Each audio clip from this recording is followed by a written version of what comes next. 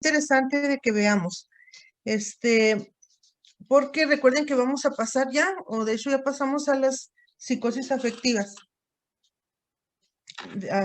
¿Estamos todos listos? Bueno, arrancamos pues.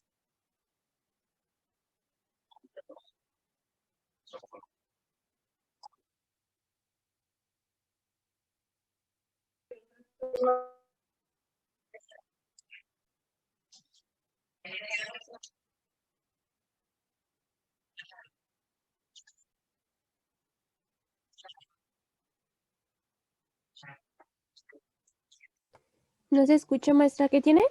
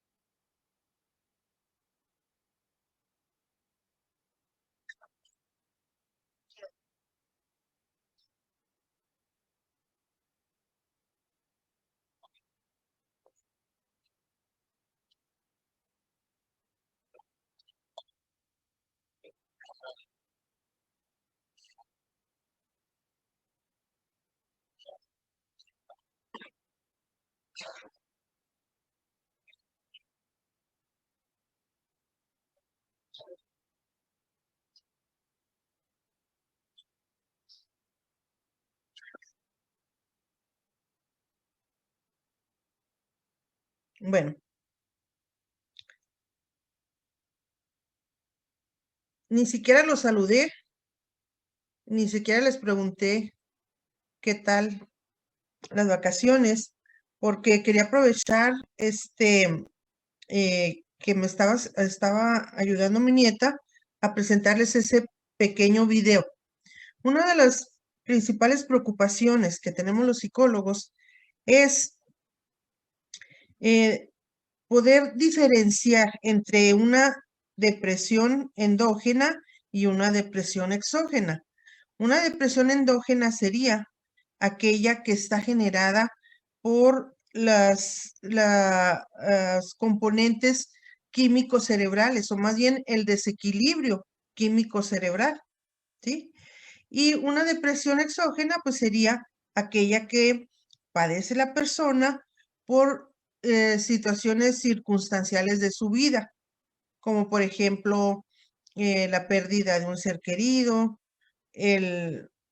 una situación de divorcio, la pérdida del trabajo, situaciones de su entorno, de su ambiente, ¿sí?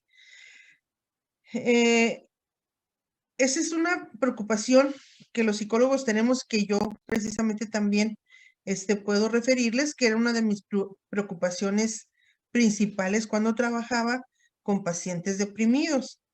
Decía, ¿qué tal si estoy trabajando con los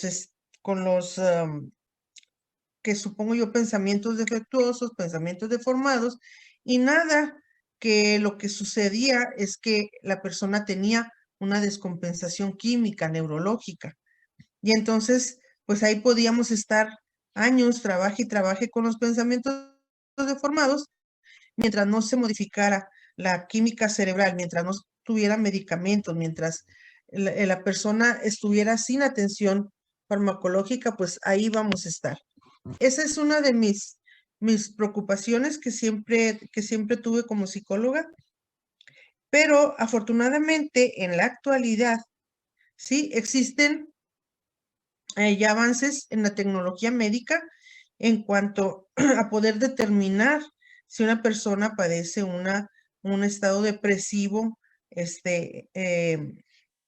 por descompensaciones químicas.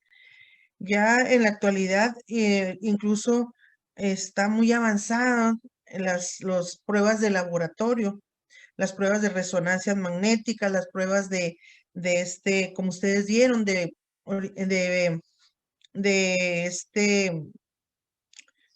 imágenes, que se envían a la persona y hacen que el cerebro, ¿sí? Registre de manera rápida o lenta si la persona está bajo un estado depresivo. Bueno, sus reacciones van a ser más lentas y se van a reflejar en la cámara, se va a reflejar en el estudio, ¿sí? Con este estudio de estímulos evocados, ¿sí? Bueno, pues eso era mi intención al pasarles este video. En decirles que ya ustedes tienen más oportunidad, tienen más herramientas para poder diagnosticar de manera correcta y asertiva a un paciente que sea depresivo. Bueno, y pasando luego a, ya que los saludé, que no ni siquiera los saludé, entré luego a la clase. Espero que se hayan pasado buenas vacaciones. Y también, antes de que entremos al tema de las psicosis afectivas, quiero que se aclare dos puntos muy importantes. Fíjense bien. En el examen nos dimos cuenta que hay una confusión en cuanto a el folia deux, o sea, las psicosis compartidas. Ustedes, una mayoría, la mencionó como si fueran el trastorno paranoide compartido y las psicosis compartidas como si fueran lo mismo, ¿sí? Y fíjense bien, aquí es muy importante que nos fijemos hasta de manera fácil, de manera lógica, ¿sí? Podemos nosotros diferenciar. Cuando hablamos de un trastorno psicótico compartido, estamos hablando que una psicosis, ¿sí? Vamos a llamarle esquizofrenia, aunque puede ser también otro tipo de trastorno, pero vamos a decir esquizofrenia.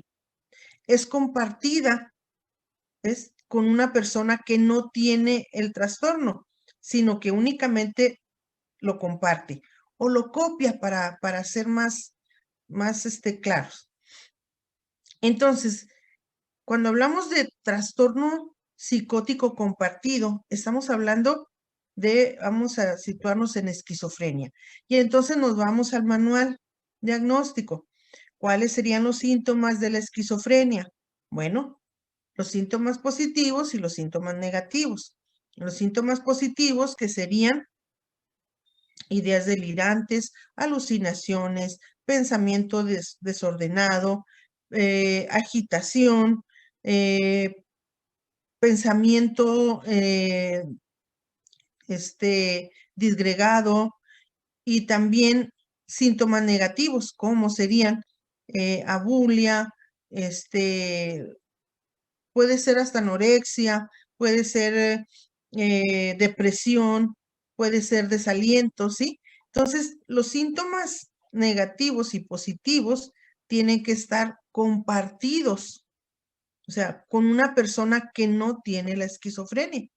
Y también tiene que reunir los demás criterios, como que exista en el criterio, ese sería el criterio A, en el criterio B, que exista deterioro social y laboral, ¿sí? El criterio C, que también se presente dentro de los rangos de edad que nos marca, de 18 años en delante, ¿sí? También el criterio es el de los criterios de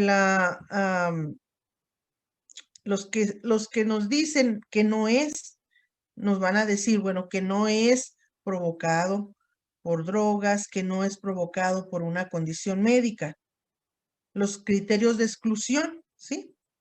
Entonces, tenemos que fijarnos que la persona tiene o presenta todos los criterios de un trastorno psicótico,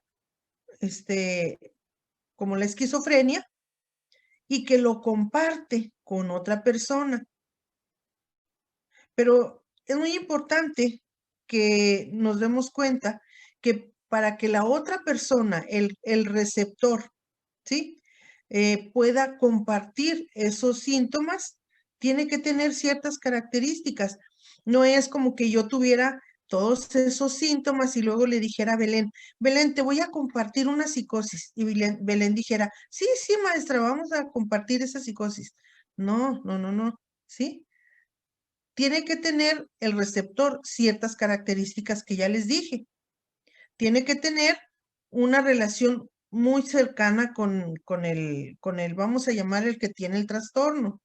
Tiene que también tener ciertas características de personalidad, ser dependiente, ser débil, tener una fragilidad emocional, ser una persona sugestionable, ser una persona este, frágil, ¿sí?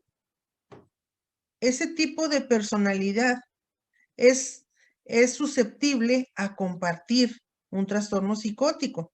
Si una persona no tiene esas características, si es una persona fuerte, si es una persona inquebrantable de voluntad, pues claro que no va a suceder esto. Entonces, fíjense bien, estamos hablando de los criterios del DCM, de la esquizofrenia. Y luego estamos hablando de que esos síntomas, esos criterios o ese trastorno se va a compartir con otra persona o con varias personas. En el caso de nuestros enfermitos que andaban por la 16, pues ya primero eran uno, luego dos y luego tres. Entonces se va a compartir con otras personas, pero que tienen que tener ciertas características, ¿sí? Hasta ahí vamos bien.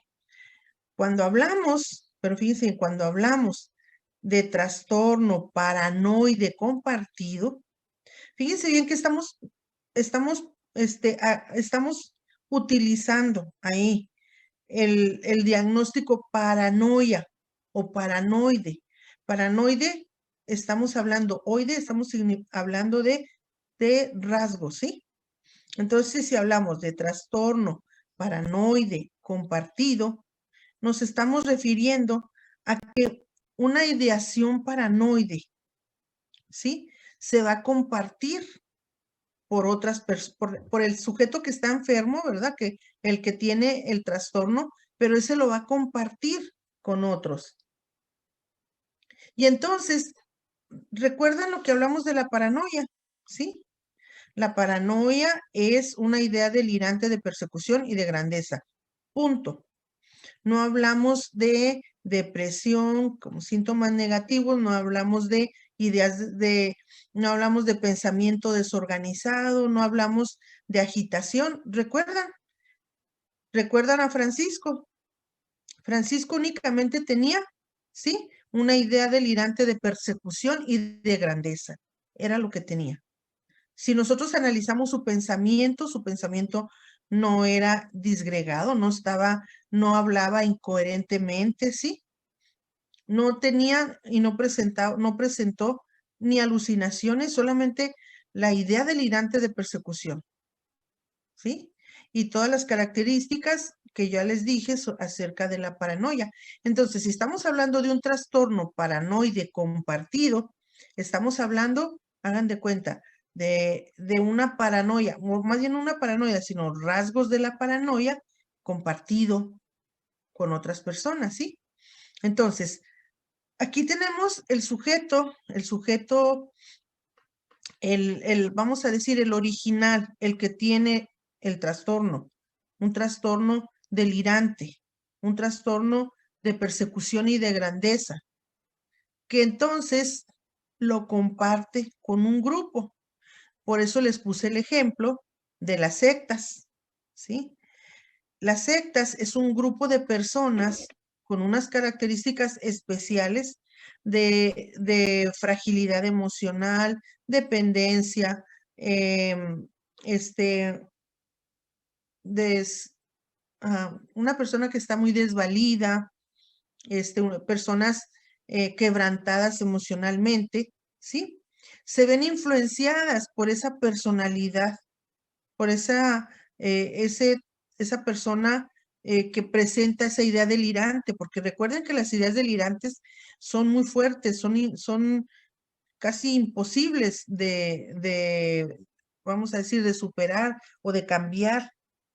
Y entonces surgen las sectas, porque regularmente la idea delirante, ¿sí? Es de grandiosidad. Dicen las personas que son descendientes que son, como en el ejemplo de David Koresh, que era una reencarnación de Jesucristo, como otros que dicen que son descendientes de los faraones, otros que son enviados de los aliens, o que son mensajeros de los aliens. Y ellos manejan una serie de ideas delirantes, pero son ideas delirantes estructuradas, ¿sí? No es como la esquizofrenia, que son ideas desestructuradas. En los trastornos paranoides, la idea es estructurada, o sea, que sí tiene visos de credibilidad, porque precisamente la persona que lo padece los apoya esta idea delirante con argumentos, con discursos, ¿sí? Con elementos que hacen que las personas que son sugestionables y frágiles se convenzan. En el caso, como les presento el ejemplo de la secta de David Koresh, que por cierto, Abel quedó de que a ver si la encontraba en el YouTube, Abel, ¿La qué, maestra? la secta de David Koresh. Ah, ok. Ahorita lo busco. Entonces, él decía firmemente que era descendiente o reencarnación de Jesucristo, y los que estaban alrededor le creían. ¿Por qué? Bueno, porque de hecho presentan comportamientos y elementos y argumentos, ¿sí? Que apoyan esa idea y que convencen a los demás. Entonces, los demás no tienen ningún trastorno. Las personas de las sectas no tienen más que un trastorno compartido. O sea, el trastorno no es de ellos, el trastorno es del original, el líder, vamos. Y les pongo ese ejemplo porque es el que se me ocurre, pero en la historia de la humanidad ha habido muchos aparentemente líderes, ¿sí? Que apoyan esas ideas delirantes con, con elementos, con argumentos que convencen a los demás, ¿sí? Entonces, fíjense bien que hay una gran diferencia entre un trastorno psicótico compartido, porque es todo lo que es el engranaje de la esquizofrenia, ¿sí? Y a un trastorno paranoide compartido, en el que nada más predomina la idea delirante de persecución y de grandeza. Incluso la idea de persecución a veces no es tan marcada, es más marcada la de grandeza, ¿ves? Y dentro del examen nos dimos cuenta que parece que confundieron como uno solo de los trastornos, de los síntomas, los dos trastornos. Ahora, no se angustien, no pasa nada. Incluso hay hay publicaciones en en las que se manejan como un solo trastorno, ¿sí? Pero necesitamos leer tratados de psiquiatría, varios tratados de psiquiatría para poder hacer esta diferencia, ¿sí? A veces algunos investigadores lo manejan como un solo trastorno, así es que no se angustien. Maestra, ¿y tiene las calificaciones a la mano? No las tengo yo, las maneja Max y se las pasó al grupo. Yo las vi, no sé si ustedes no las hayan visto. Yo las revisé antes de que las publicara y luego las vi publicadas. ¿Sí? Sí, maestra. ¿A todos les llegaron? ¿Sí o no? ¿O qué pasó? Sí, maestra, sí. Sí, Sí. maestra. En el grupo. Está publicado en el Sí, grupo. las mandó en el grupo y que puso que cualquier cosa que o duda que tuviéramos que la podíamos checar con él, pero ahí nos puso también. Ajá, sí, yo también lo vi. Bueno, entonces, ¿hay alguna duda de aquí, de esto? Recuerden que si tenemos dudas, las ampliamos. No hay problema. Si tenemos una duda, podemos adquirir más dudas todavía. De igual manera, de las dudas nace el aprendizaje. Cuando nosotros tenemos dudas, pues entonces investigamos más y eso nos hace aprender más. ¿Tienen alguna otra duda acerca del material que ya vimos? Porque recuerden que hasta ahí se quedó nuestra clase. Vamos a pasar, si mal no recuerdo, si estoy equivocada, corríjanme. Vamos a pasar a la psicosis afectiva, ¿sí? ¿O no? ¿Sí o no? ¿Nos falta algo?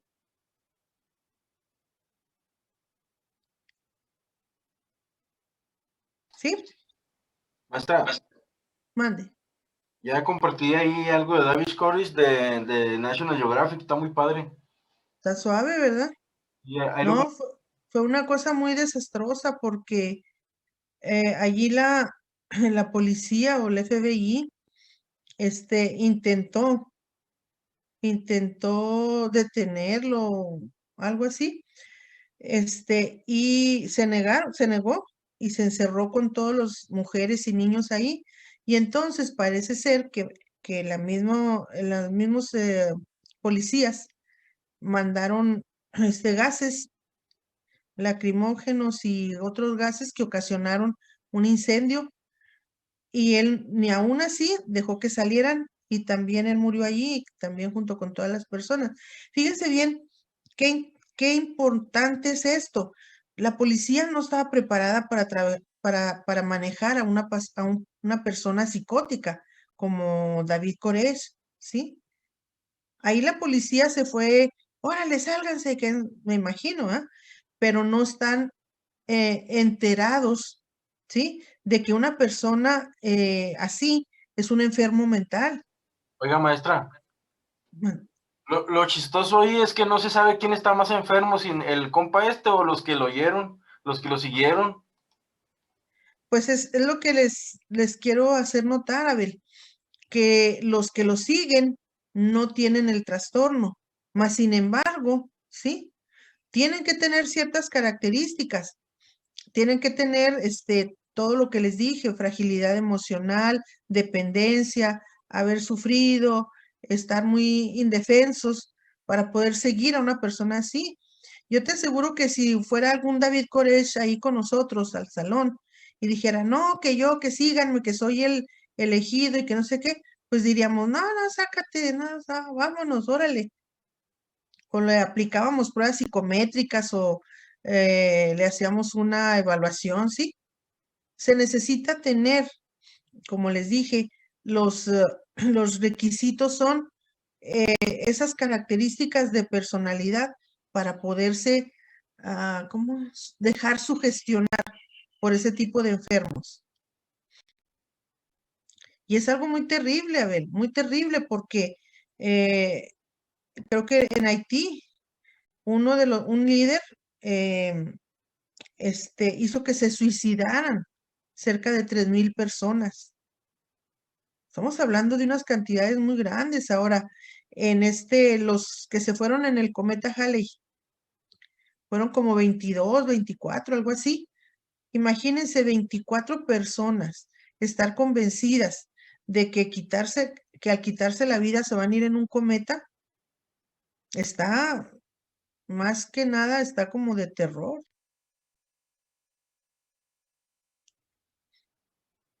Bueno, si ya les compartió Abel eso, ese reportaje en una oportunidad. Véanlo para que puedan tener una separación de lo que es un trastorno psicótico compartido y un trastorno paranoide compartido. Y fíjense bien, tan fuerte está la idea delirante de persecución que el David Koresh no dejó entrar a la policía. No dejó, bueno, ya me fue la señal. ¿Me escuchan? Sí, maestra. Sí, maestra. Ok. Bueno, está tan fuerte la idea delirante de persecución que no dejó entrar a la policía y los mataron y ni así dejó entrar a la policía para que vean lo fuerte que es una idea delirante. ¿Tienen alguna pregunta sobre esto? Como les decía, porque ya vamos a dar por terminado, vamos a dar por terminada ese tema y vamos a pasar al siguiente.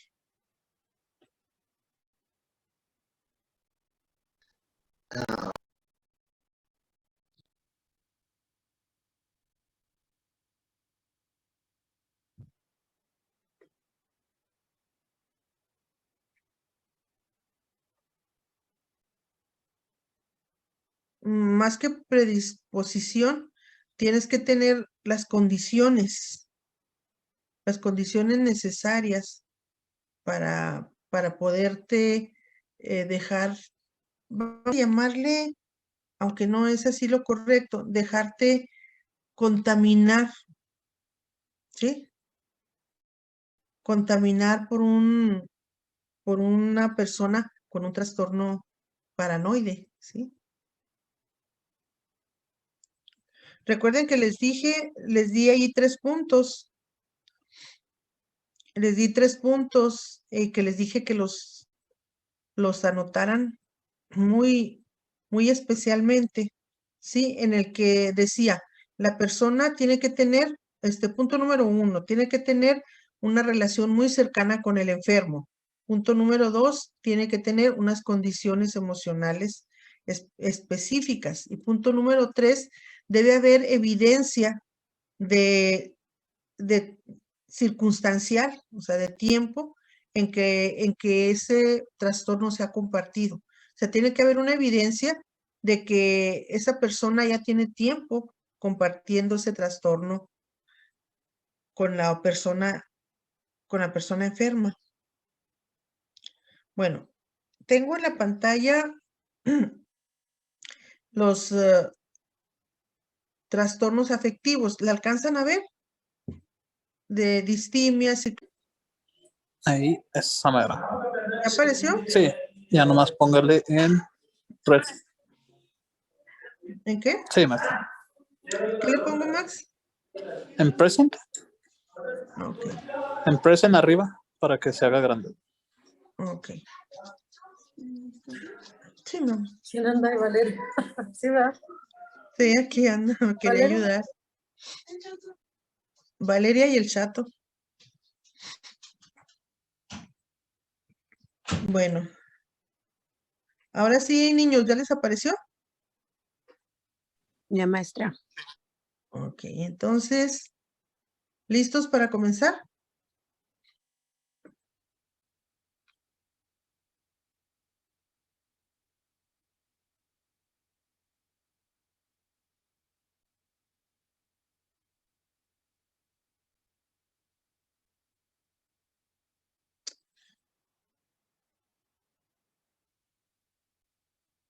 Bueno.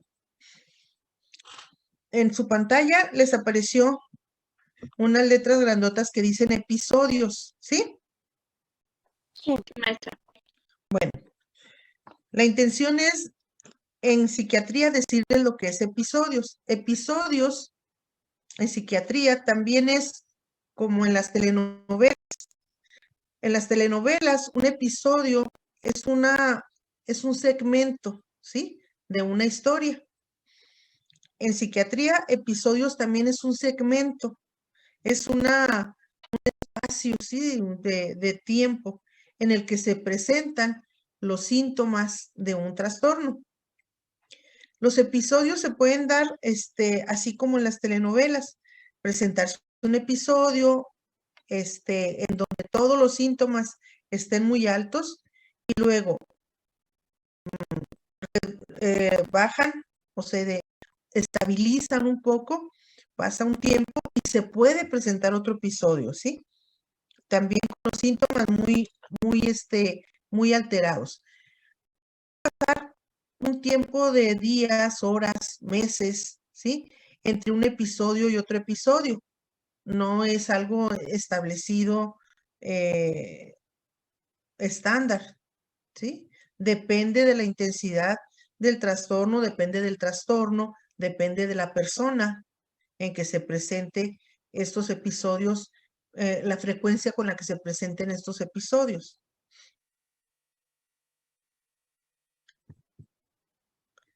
Vamos a ver el episodio depresivo mayor. Para poder diagnosticar un episodio depresivo mayor, debemos constatar la presencia simultánea de al menos 5 de los síntomas siguientes durante un periodo prácticamente continuadito de 2 semanas. Tiene que ser obligatoria la presencia o bien de un estado de ánimo depresivo o la pérdida de interés e incapacidad para el placer. Un episodio depresivo mayor es algo muy grave y ustedes dirán, ay, la maestra, qué dramática. Todo nos dice que es grave. Pues es que en trastornos mentales nada es leve, nada es así facilito. Y cuando estamos hablando de un episodio depresivo mayor, ya estamos hablando de un trastorno mental, ¿sí? No estamos hablando de una tristeza, no estamos hablando de una depresión, estamos hablando de algo muy, muy serio.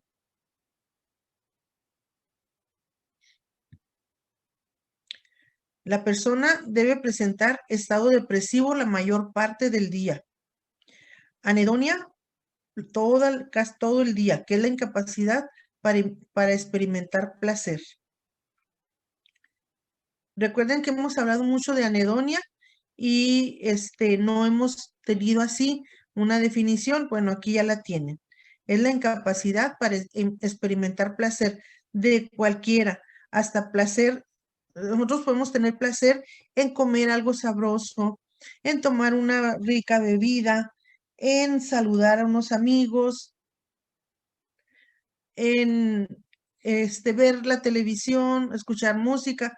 Podemos encontrar placer en todas las cosas que nos rodean. Imagínense qué terrible si se pierde la capacidad para experimentar placer. Entonces la persona nada le gusta, nada le da felicidad. En el 3 tenemos pérdida o aumento de peso sin hacer ningún exceso ni tampoco déficit en la alimentación. Insomnio, o sea, no dormir, o hiperinsomnia, o sea, dormir mucho. En el 5 es el lentecimiento o agitación psicomotora.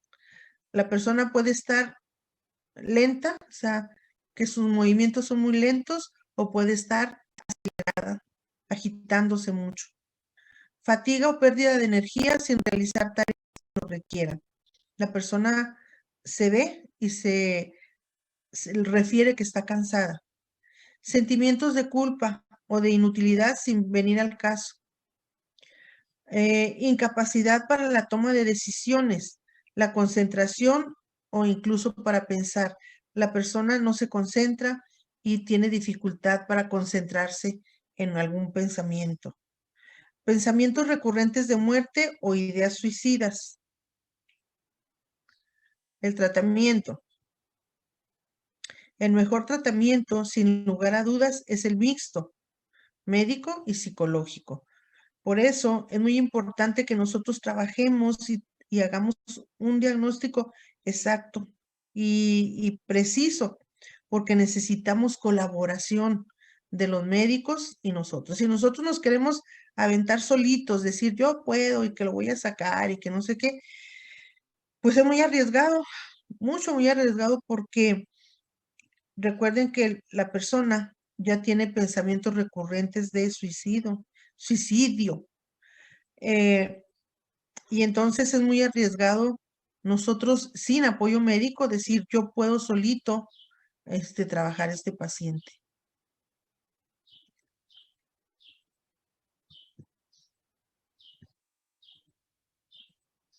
Los criterios del DSM. Aquí nos dicen, el criterio A, presencia de 5 o más de los siguientes síntomas durante un periodo de 2 semanas que representan un cambio respecto a la actividad previa. Uno de los síntomas debe ser 1, el estado de ánimo depresivo o pérdida de interés o de la capacidad para el placer. Ese es el principal síntoma.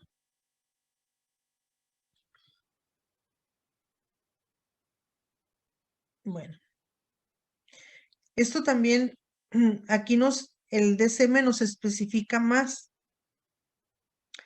Dice, el estado de ánimo debe ser todos los días, casi cada día, y lo debe indicar el propio paciente. El propio paciente nos tiene que decir que se siente triste, vacío, y también algo muy importante que nos dice el DSM es que tiene que ser observado por otros. ¿Sí? No nada más que nos diga que está triste, sino que tenemos que consultar con las personas que rodean o que están en el entorno de este paciente, consultar que sí, realmente lo observan que está depresivo. En los niños y adolescentes el estado de ánimo puede ser irritable.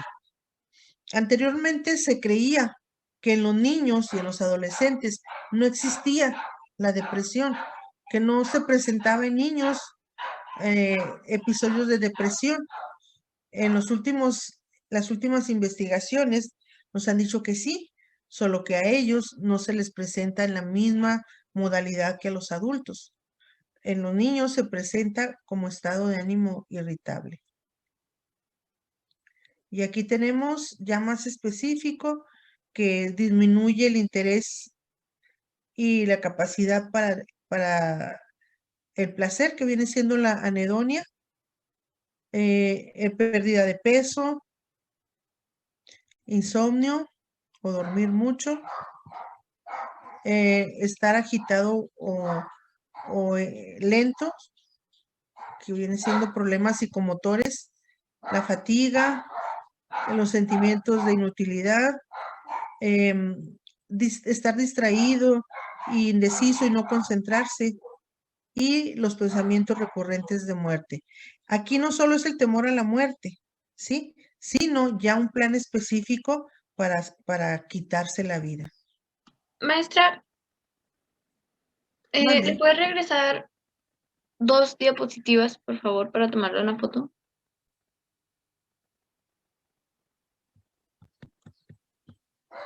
Esa, ¿Aquí? esa. Ajá.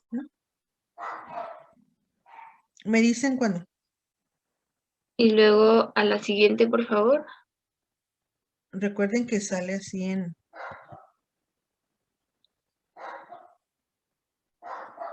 Listo, gracias, maestra. Por nada.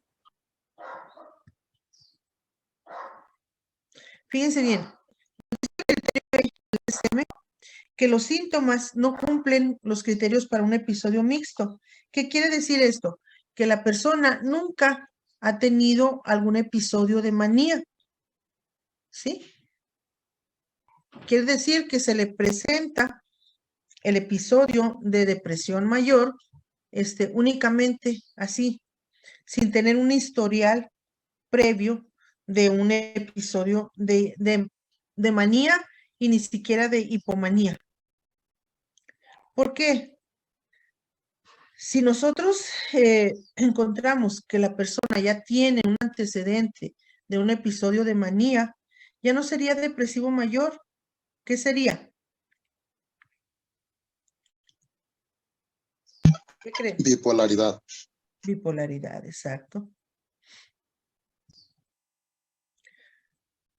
En el criterio C nos dice el DSM que los síntomas deben provocar malestar clínicamente significativo y deterioro social y laboral también en todas las áreas importantes de la actividad del individuo.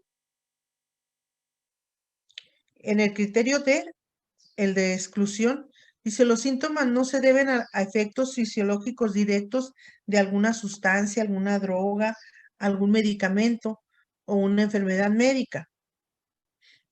Si nosotros tenemos la sospecha de que, por ejemplo, la persona puede tener alguna condición médica como hipotiroidismo, tenemos que mandarle a hacer un análisis de laboratorio para descartar eso.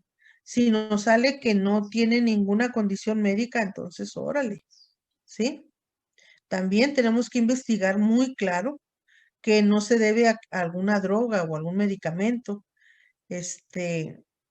y tenemos que ser muy claros con los pacientes y derecho, decir, no toma usted algo, no usa drogas, ninguna droga, porque hay personas que, por ejemplo, a la marihuana no la consideran droga. Tenemos que ser muy específicos, ninguna droga. A ver, y tenemos que mencionarle, marihuana, cocaína, tenemos que mencionar todo, porque a algunos pacientes no les cae el 20, ¿sí? Dice, no, pues yo, no, usa drogas, no, para nada. Y luego cuando ya investigan más, no, pues tomarme un churro diario. Ah, bueno.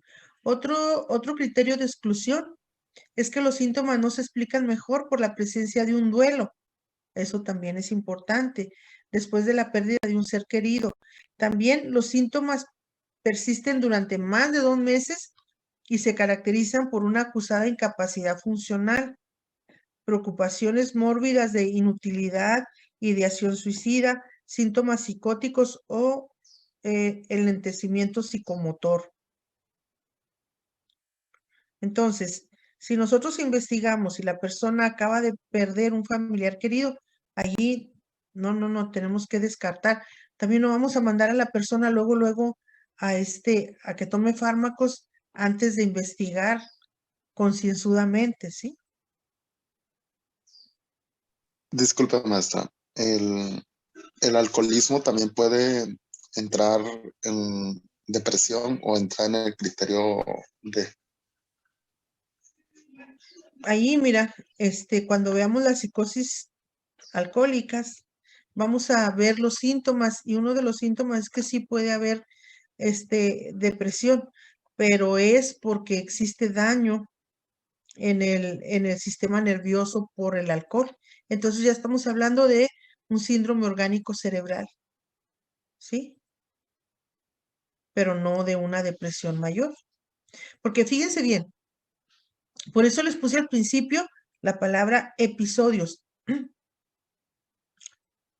Episodios, porque esto se presenta como en las novelas, por episodios que duran,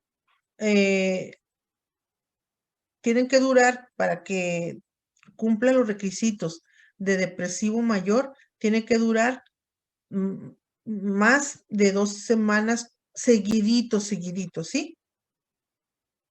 Miren, vamos para...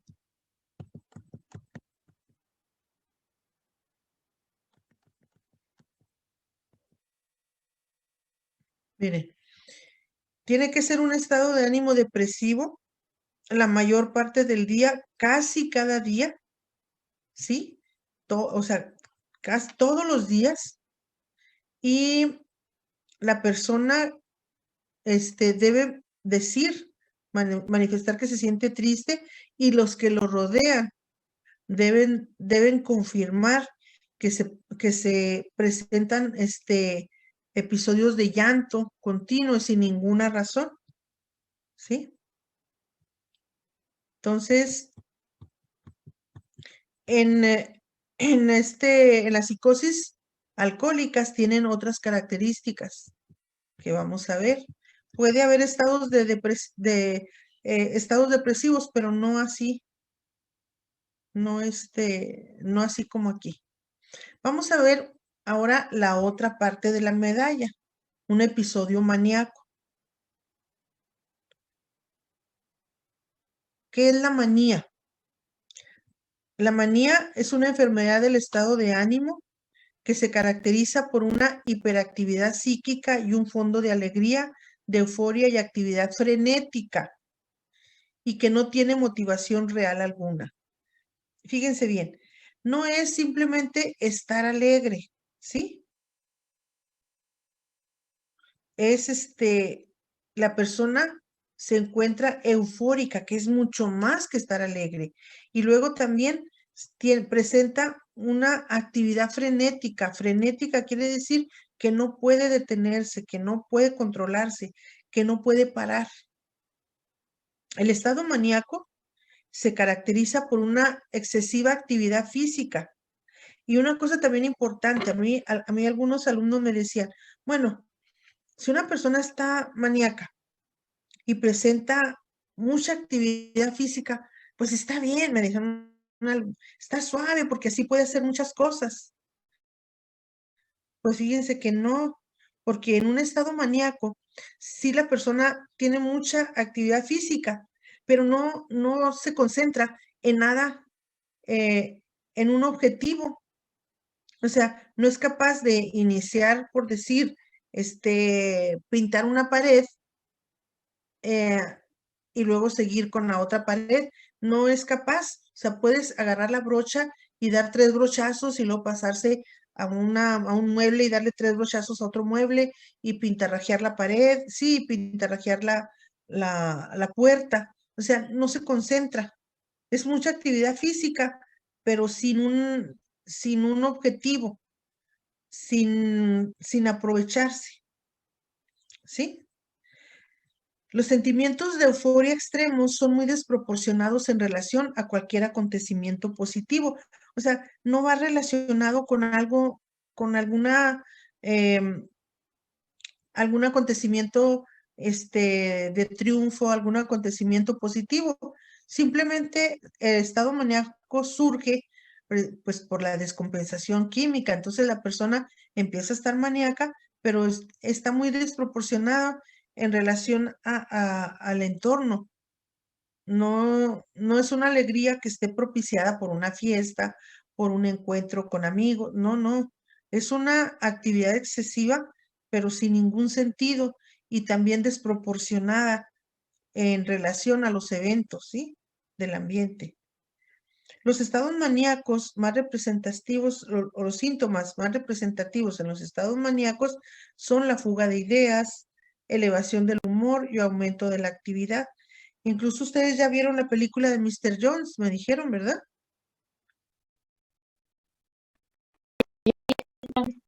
Bueno, entonces recuerden cómo empieza la película y cómo anda Mr. Jones, así como esta persona de acá, de esta fotografía, ¿sí?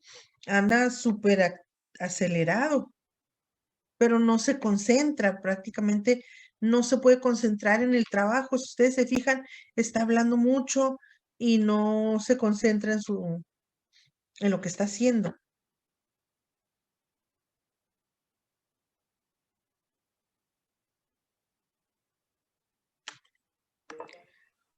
Si van a identificar rápidamente la manía, porque ya vieron a Mr. Jones, lo vieron en un estado maníaco y también lo vieron en un episodio depresivo.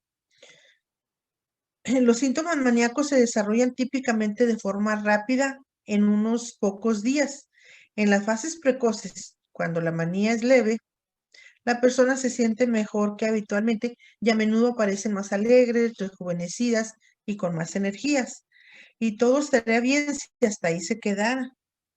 Pero luego esto avanza hasta llegar a proporciones incontrolables. Y posteriormente la persona se distrae fácilmente, constantemente cambia de tema o intenta abordar otro nuevo. Puede tener la falsa convicción de riqueza personal, poder, inventiva, genio, y puede asumir de forma temporal que tiene una identidad grandiosa, creyendo a veces que es Dios. Recuerden que Mr. Jones tenía la convicción de que podía volar, de que si se subía a un techo muy alto y se aventaba, iba a poder desplazarse, iba a volar. No es que fuera una idea, no es que fuera una alucinación, convicción, ¿sí? También la persona puede creer que está siendo ayudada o perseguida por otras o puede tener alucinaciones, con lo cual oye y ve cosas que no existen. Disminuye su necesidad de sueño. Una persona maníaca se implica en varias actividades de forma inagotable, excesiva e impulsiva, como intento de negocios arriesgados, visitar casas de juegos o conductas sexuales peligrosas. Allí en Mr. Jones nos quisieron hacer notar muy claro que Mr. Jones presentaba conductas sexuales peligrosas. Bueno, cuando se involucró con esa rubia, pues esa rubia no era peligrosa, pero sí pueden involucrarse en situaciones de conductas sexuales peligrosas por aquello de que no tienen ninguna capacidad de juicio y son impulsivos, ¿sí? En algunos casos, las personas regalan el dinero, todo su capital, venden sus casas, venden las propiedades de su familia, compran cosas muy extravagantes y luego no reconocen aquí, dicen, no reconoce los peligros de estas actividades.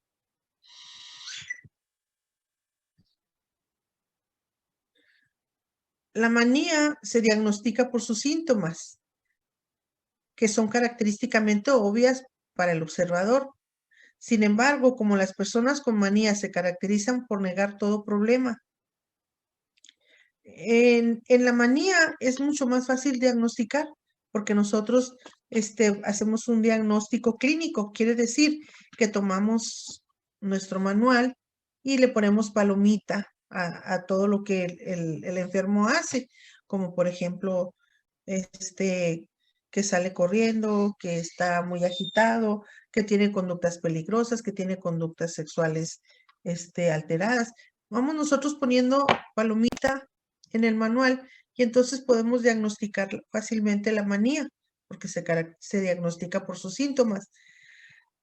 No así la depresión, el episodio depresivo mayor. Bueno, sí, claro que tenemos que contabilizar o poner palomitas en los síntomas, ¿verdad? Pero en la depresión, por el contrario, tenemos que hacer una investigación muy, muy, muy profunda y una historia clínica muy precisa para determinar si la persona con depresión ya tiene un historial de depresión, ¿sí? Si la depresión puede ser, como les dije, endógena o por una circunstancia que esté pasando la persona. De ahí que tenemos que investigar a la persona, a los familiares. Si los familiares nos dicen, no, esa persona era normal, pero desde que murió fulanito, su mamá, su papá, su hijo, está así. Bueno, entonces nosotros ya estamos dándonos cuenta que probablemente ese episodio depresivo es consecuencia de esa situación que está pasando, ¿verdad? Y que no va involucrada ahí la química.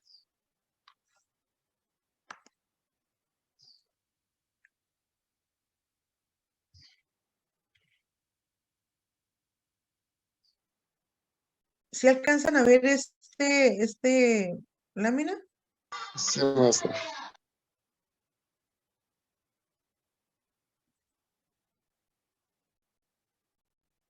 Bueno, aquí tenemos los síntomas de la manía. Este cuadro está muy bien porque nos habla en los síntomas en el aspecto del humor, nos habla en el área de los síntomas psicológicos, nos habla en el área de los síntomas psicóticos de la psiquiatría y nos habla en el área de los síntomas físicos. Y fíjense bien, eso nos facilita mucho más el diagnóstico. En los síntomas de la manía, el humor está alterado. Pues de hecho, recuerden que Una de las definiciones que vimos, creo, en la clase pasada, es que las psicosis afectivas, bueno, el síntoma principal es que hay cambios en los estados de ánimo, ¿sí? Y aquí hablamos en el humor que hay euforia, irritabilidad, hostilidad y llantos ocasionales. En los otros síntomas psicológicos hay aumento de la autoestima, fanfarroneo y comportamiento pomposo. Hay fuga de ideas, desencadenamiento de nuevas ideas por los sonidos de las palabras, más que por su significado y tendencia a distraerse con facilidad. También hay un incremento del interés por nuevas actividades. Hay aumento de la implicación con la gente.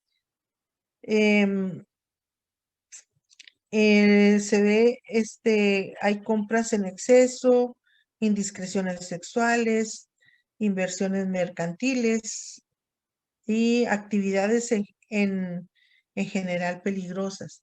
Y los síntomas psicóticos, bueno, aquí ya serían delirio de posesión de un talento extraordinario. Como recuerden lo que decía Mr. Jones, que él era un gran músico. Delirio de posesión de una forma física extraordinaria, delirios de riqueza y ver visiones y oír voces que son las alucinaciones y pueden presentar rasgos de la paranoia. Los síntomas físicos son nivel de actividad incrementado, pérdida de peso, disminución de las necesidades de sueño, incremento del deseo sexual.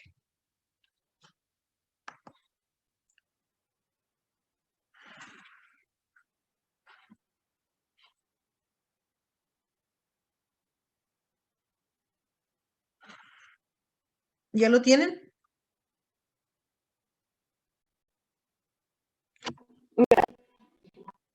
Bueno, vamos a dejar la clase hasta ahí. ¿Hay alguna pregunta?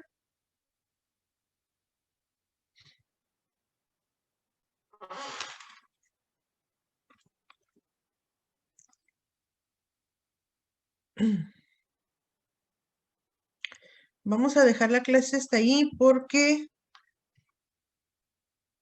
tengo en un ratito más, voy a participar en un examen profesional de la maestría. Entonces tengo que darme un tiempecito ahorita para descansar un poquito porque el examen luego es largo. El examen, una alumna de la maestría se va a titular y ya va a presentar su examen de titulación de maestriante. Entonces, sí es una situación un poquito tensa para los que estamos de sinodales y para la que va a presentar su examen, ¿verdad? ¿Hay alguna pregunta hasta aquí? No, maestra.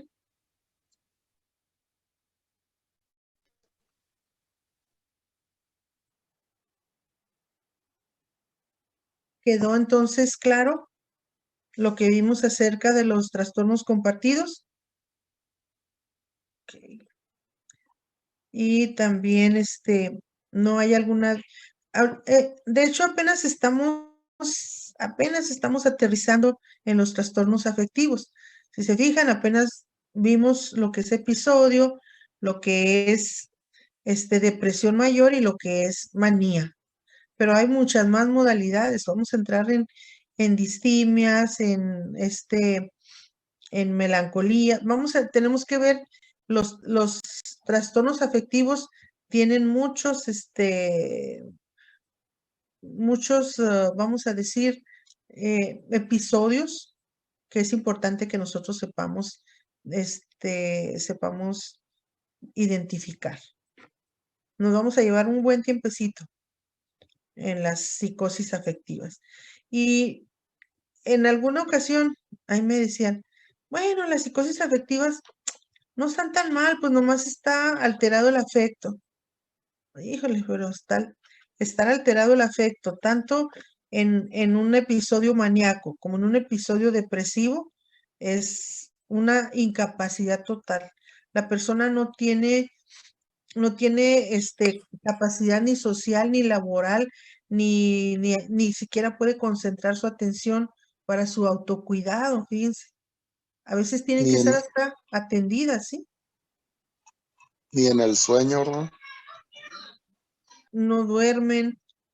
Cuando están en en un episodio maníaco, las personas no duermen, pero no tan solo que no duerman, sino que andan alteradas, ¿sí? Entonces, andan irritables, alteradas en un episodio maníaco, ¿sí? Tienen que ser internadas regularmente, porque tienen que estar sedadas, vigiladas. Y luego hay pacientes que son cicladores rápidos que no les hace mucho efecto los tranquilizantes, entonces está peor. Ese sí, es algo pesado.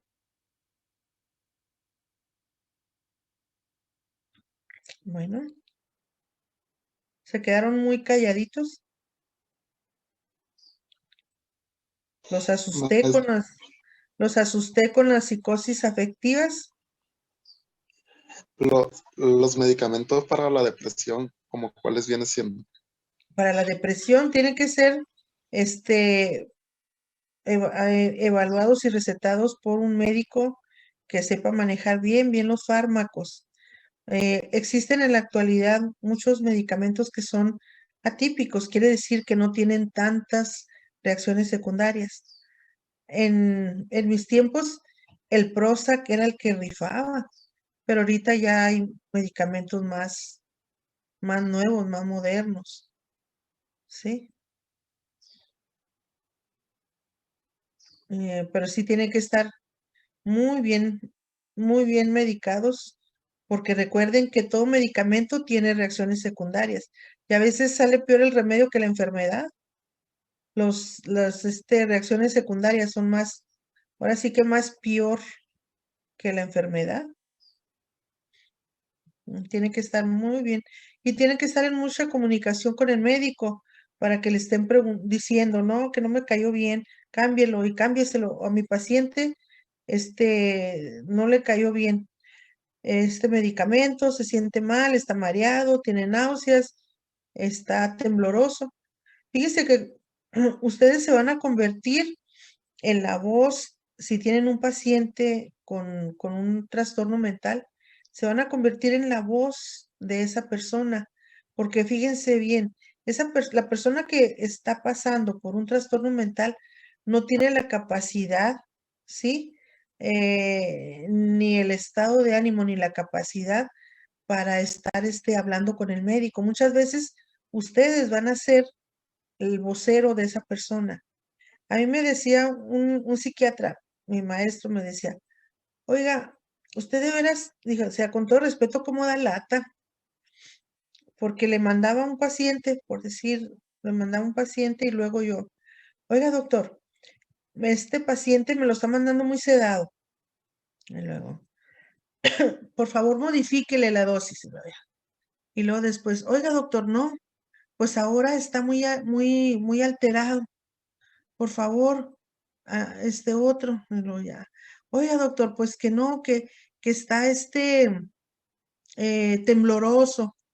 Oiga, que está así. Oiga, que está acá. Y el doctor a veces me decía, oiga, Marta, le voy a mandar un recetario para que ahí me mande lo que usted quiere que le dé y nomás para firmárselo, ¿no? ¿No cree? Y le decía, ay, doctor, no sé así, ¿cómo es? Y luego decía, no se crea.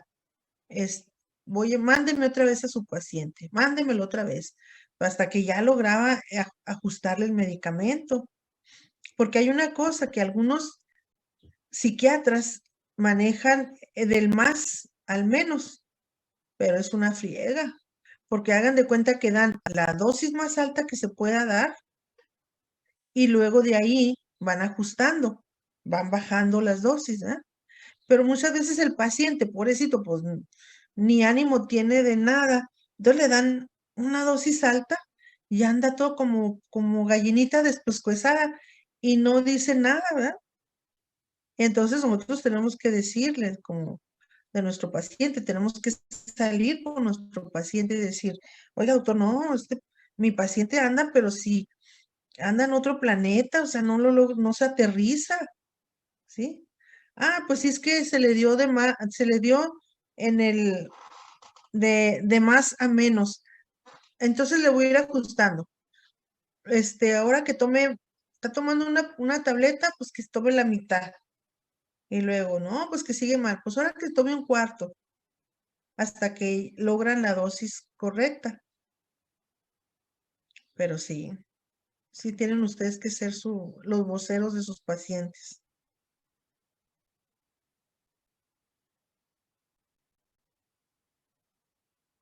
¿Preguntas?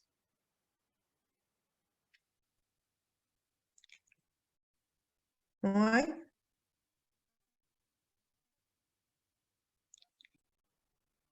Bueno, entonces, a descansar y A desayunar, no, sí, a comer. a desayunar a veces, ¿no? A comer así un rico caldito de res. Ah, maestro. Sí, ¿verdad? Con una cervecita y un Sí. caldito de res. No, hombre, ya ni la hace. Agarrar vuelo. Ya sé, maestro. Bueno, entonces, pásenla bien y pórtense bien. Igualmente, maestro. maestra. Igualmente, maestra. Gracias, Bonito día. maestra. Gracias.